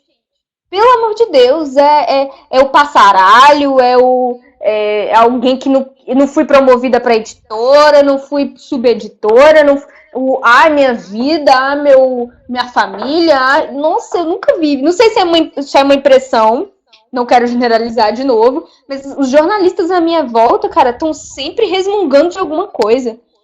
Ou bicho pra você dar uma de coitadinho e não fazer nada a respeito. Eu estou dando muita porrada na galera, estou dando muita cutucada, porque assim, a gente precisa melhorar. Porque se a gente ficar assim, ai, tadinho dele, assim, ele vai ser sempre o coitadinho. Mas, assim, ele não tem tempo para apurar a matéria com qualidade. Porém, no dia que sai o resultado do prêmio jornalístico, ele tem tempo para passar o dia inteiro no salão. Ele tem tempo para ir no shopping para comprar roupa para ver pro prêmio. Quando tem aquelas mega festas, ele tem tempo. Então, assim, não existe a questão do tempo, existe a prioridade. O que você prioriza ser importante para você? Né? Se você prioriza, você vai ter tempo. E você vai poder trabalhar com qualidade, você vai poder enfrentar. É claro que existe as promoções, elas estão cada vez mais afuniladas. E é por isso que a gente bate a tecla. Assim, se você não tem oportunidade no seu jornal, faça as oportunidades acontecer fora dele, porque ele vai te chamar de volta. É o que mais tem. Eu vejo jornalista aí, às vezes, ele era uma orelha seca no jornal e daqui a pouco virou um editor, virou um colunista, porque ele fez o nome dele por fora. E tem muitos jornalistas que estão trabalhando em emissoras, sendo produtores e fazendo, assim, já vendo que não garantir de alguma forma a sustentabilidade financeira. Não depender daquele veículo, porque ele pode ser demitido também. O grande lance coitadinho dele, coitadinho de mim, que tem com jornalistas, é que eles reclamam muito e não fazem nada a respeito, né? Então, é que nem você disse, as pessoas realmente estão fazendo o nome fora. E aí, o que você está fazendo para a sua vida ser melhor? Quem é você? O que você pode fazer? Né? Então, parar de reclamar menos e fazer mais, assim, tá com medo do passaralho, do jornal acabar, da sua zona de conforto não existir mais, prepare-se, capacite-se, adquira novas habilidades para fazer o seu, sabe, para conseguir ter um espaço. Não vamos ficar de coitadinho nessa história, não. E eu vejo que tem muito mercado, e o mercado analisando assim, as pessoas que querem sair na frente, as pessoas que querem fazer a diferença, é o mercado especializado. Por exemplo, eu também não coloco aqui como arrogância, tá? Mas eu não tenho concorrente. Eu não concorro com ninguém, porque quem quer defender paciente? Mas é porque, Uda, e aí eu tenho... Aí, por exemplo, assim, é a questão de assim, a gente soma, eu somo com os outros assessores, o pessoal que cobre doença X, a gente é uma rede de colaborativo, cada um tem a sua importância. Exatamente, isso é um ponto muito importante, gente. Quando a Uda está nessa situação de blog, e eu estou na situação do meu projeto online, e a gente começa fazendo nosso nome, entre aspas, sozinho na internet, por fora mesmo, não existe concorrência. Mesmo que haja um blog falando da mesma coisa que você. E sabe por que não existe concorrência? Porque é uma rede colaborativa na internet. Olha, a Elaine e a Viviane, que acredito que elas estão no nosso bate-papo assistindo a gente agora, elas têm um blog chamado Reinventa Jornalista, que vai ser inclusive um webinário com elas na próxima terça-feira. E elas falam sobre jornalistas na era digital, a mesma coisa que eu estou fazendo. Mas não é a mesma coisa. Quer dizer, me expressei mal. É a mesma causa. Nós temos a mesma causa, mas nós não somos iguais. Então, há uma rede colaborativa. Eu colaboro com as meninas do mesmo jeito que elas colaboram comigo, que elas participam do meu webinário e eu vou participar e ajudar do delas. Então, o seu trabalho, quando você pensa em um projeto para você na internet, vira algo único. E único porque você é único no planeta. Não existe outra Uda, não existe outra Verônica, não existe outro Edson, Elaine, Maria, Natan, Sheila, não existem. Então, tudo que você fizer como um projeto seu vai ser único. Mesmo que tenha um blog falando da mesma causa que você. Então, esse é um dos pontos muito diferentes da mídia, do trabalho formal para ter um projeto online. Ter um projeto online significa trabalhar colaborativamente. E não é jornalismo independente. Eu quero fazer já que a Uda está falando dos termos certos para a gente falar, eu quero colocar minha opinião sobre o que é jornalismo independente. Não existe jornalismo independente. Existe jornalismo interdependente. Isso foi um conceito que um amigo chamado Henrique Bastos me puxou a orelha. Porque eu falei de ter independência. E ele falou, não, ninguém nunca sobrevive independente. Independente é estar sozinho. E não funciona. Você não tem sucesso se você está sozinho. Mas existe interdependência, que é ter a colaboração da sua rede. Dos outros jornalistas, dos seus leitores, das pessoas que eu mando e-mail para a lista, que a gente vai, que tá no Facebook, que eu vou falando com a Uda, que legal tua história, tô aprendendo tanto com você, que legal, vou aplicar no meu projeto, que nem a Sheila acabou de falar aqui, ótima ideia que vocês me deram. O que tá acontecendo aqui exatamente agora? Rede colaborativa na internet. Quando é que nós poderíamos nos encontrar, pessoal? Pessoal do Sul, pessoal do Nordeste, pessoal do Norte, do Centro-Oeste, todo mundo falando e conversando aqui agora, nesse exato momento.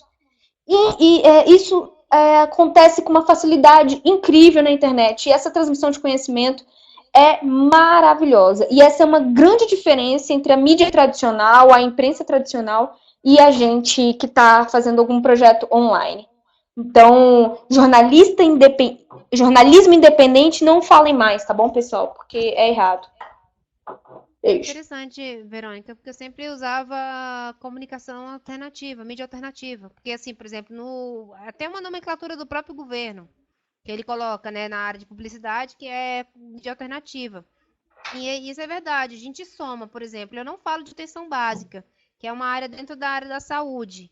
Mas eu sigo, tem um blog aqui em Brasília, o Política Distrital, que fala de atenção básica.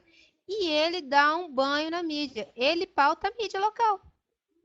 Sai lá e depois vai para a imprensa tradicional. Então, assim, é super legal. Tem dado furo muito grande.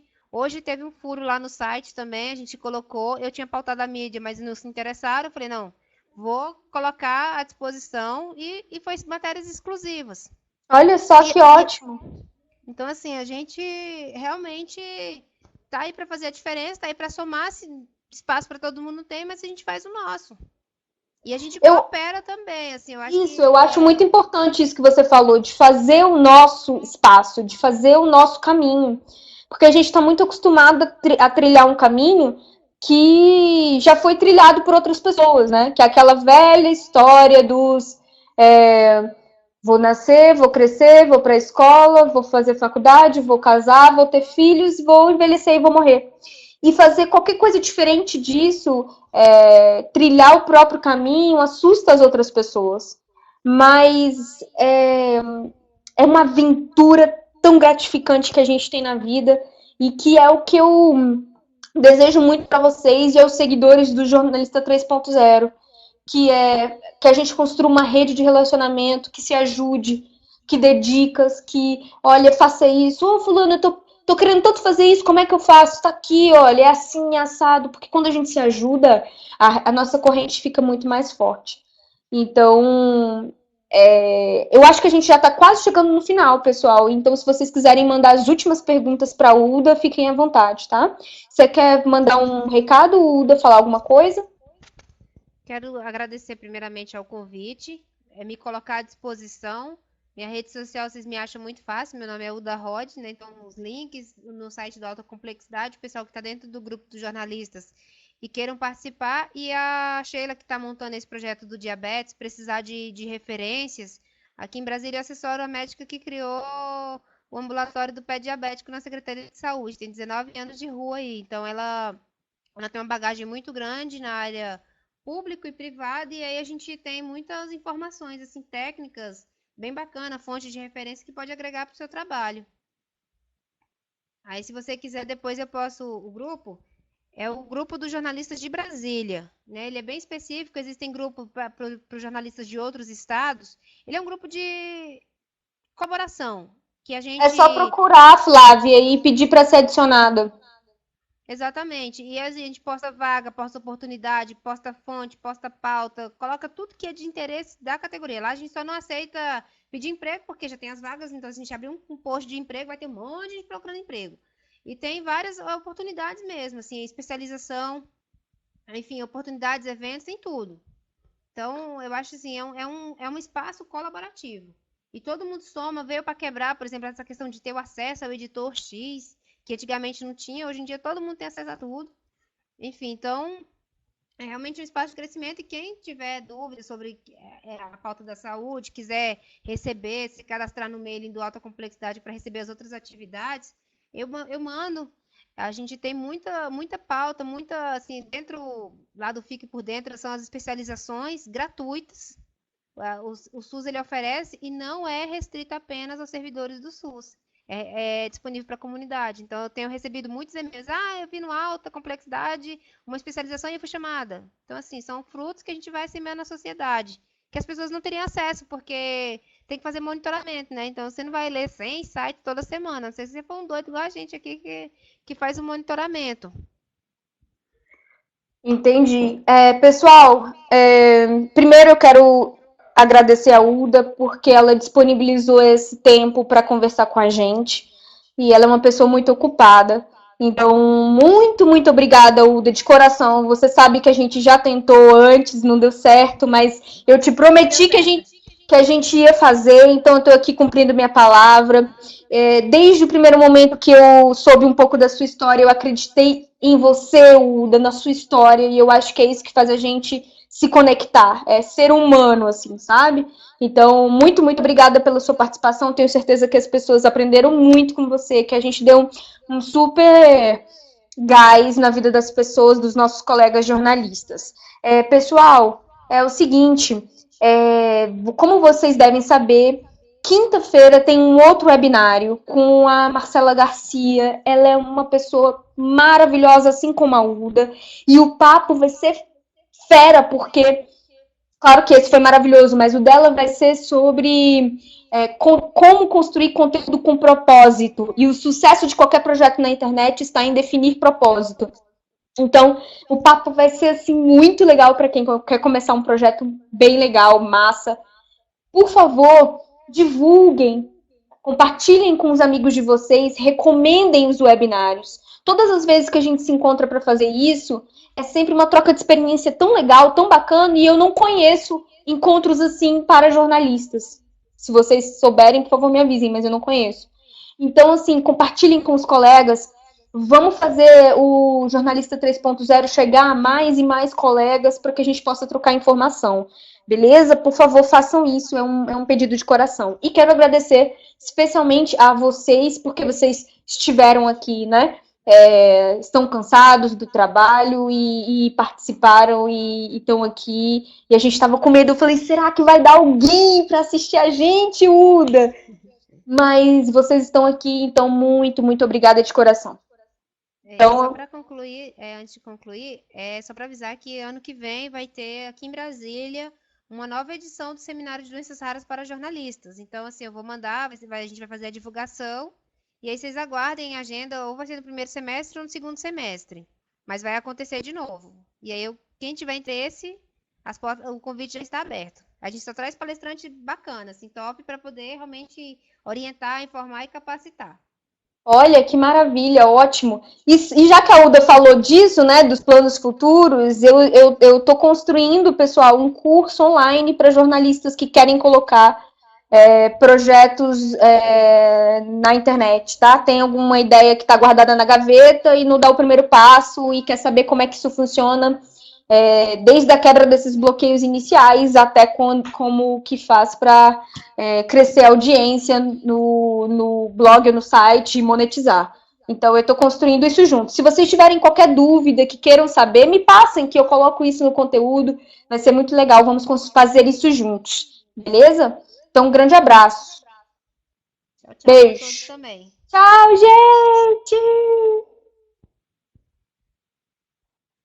Vou esperar até todo mundo dar tchau. Tô brincando.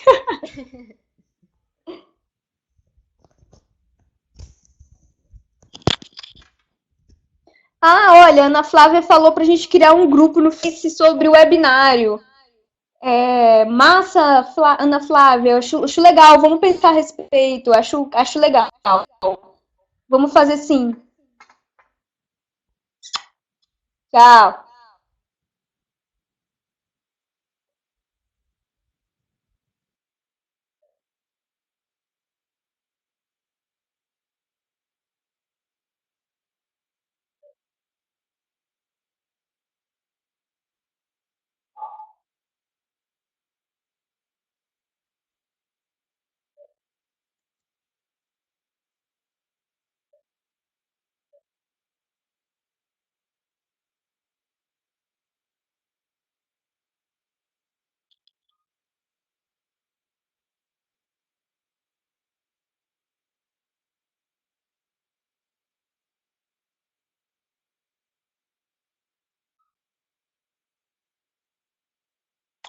Beleza, galera, boa noite, beijo, tchau.